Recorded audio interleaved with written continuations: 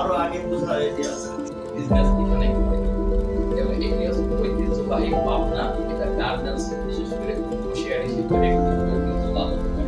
যারই ধারাবাহিকতায় আমরা একটা প্রজেক্ট করি। এই প্রজেক্টটা এই সম্পূর্ণ এটা ঘটবে না, আমাদের একটা প্ল্যান অলরেডি প্ল্যান করা হয়েছে যে ফ্রান্সে আমাদের প্রজেক্ট করেছিলাম, এটা কাজের সঙ্গে এটা সম্পূর্ণ